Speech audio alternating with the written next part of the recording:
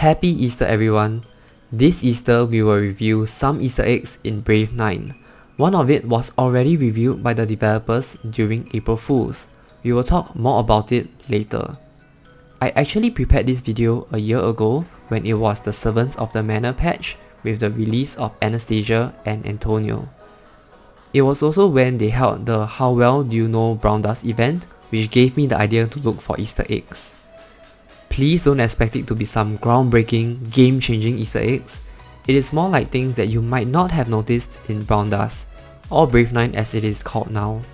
Let's start with something light and review more exciting things towards the end. One of the few things when you start the game is to check in. If you are a guildmaster or deputy guildmaster, you might want to know how active your guild is. While you can check that by scrolling down the list and looking at your members' profiles, an easier way is to check the counter at the bottom. Last year, this used to be in Korean, but it has now been fixed. World bosses in SSS grade groups level up, but when you don't attack the previous boss, you will end up fighting a level 5 boss in the C grade group. So you can use this method to farm world boss to your heart's content. The difference doesn't really matter, the points you get is the same, it is just that the world boss HP will increase. A level 5 boss has definitely lower HP than a higher level world boss. I guess as the server grows stronger, the world boss also becomes stronger to balance out the game. If you happen to be really busy that day and log in just 5 or 10 minutes before the daily reset, worry not, because here are some tips for you. First is what I call overtime.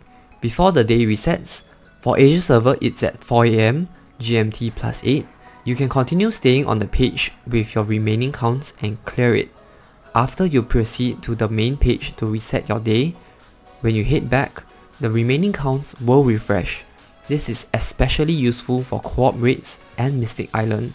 Although you don't get to clear your daily quests, isn't it better than nothing? The second method is force close. Force closing is basically force closing your app in the middle of an operation. You can force close all PvP battles and some PvE battles. People do this usually because there is lesser waiting time for you to force close and restart the app rather than waiting for the battle to end, especially if the battle drags for too long, and this will help to clear your dailies faster. But there are pros and cons for using this method. Like I mentioned earlier, you can force close in all forms of PvP, such as Novice Arena, Normal Arena, World Arena, and Underground Arena. But if you force close too many times, you will get a timer. This is implemented to prevent abuse, for people who abuse this method to get multiple hits in Arena. You can also force close in raid battles. You still get the rewards, but it doesn't count to your achievement. This also prevents people from abusing to get their desired results. Force closing doesn't work on other PvE contents though. Force closing in a world boss battle will result in a big fat 0 in your score and in your tries. In campaign, closing the battle halfway is just forfeiting the horseshoes, even if the formation will eventually succeed. And you don't even get the failure compensation. Only when the victory is registered, then the battle will count. One of the best uses for force close is Evil Castle. Sure, you can't force close in the battle, but you can force close after the victory and before opening the rewards. This will send all the rewards that are unopened to the mailbox. So this will allow you to keep the horseshoes for dungeon days and arena swords for arena days. Use it whenever you like. Speaking of shortening battles, using unawakened version of certain mercenary costume will allow them to attack slightly faster.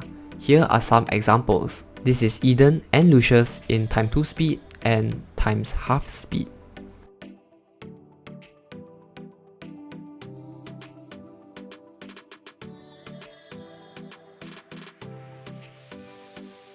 Although the difference is very tiny, it adds up, especially if you are spamming swords in Arena or World Arena. Next, we are going to talk a lot more about mercenaries. In Brave 9, there are some units that if you miss it, you will never be able to obtain them again.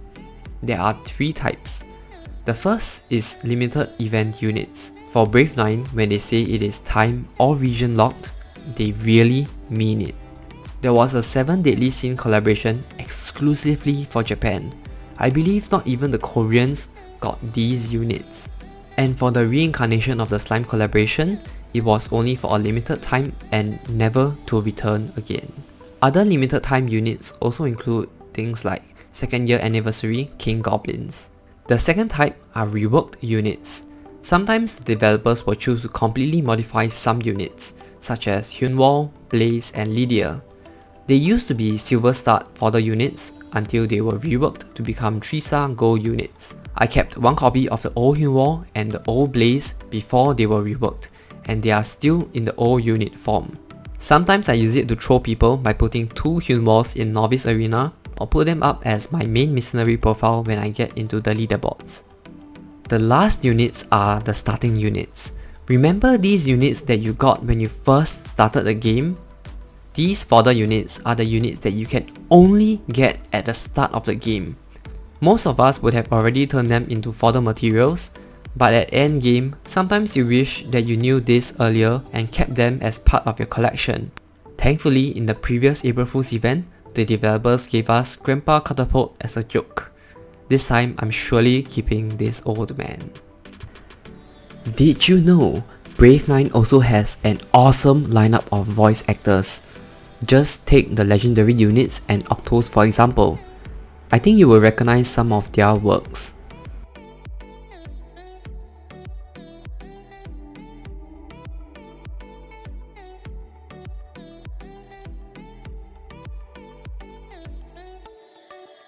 Especially Seto, the voice actor of Kirito and Soma.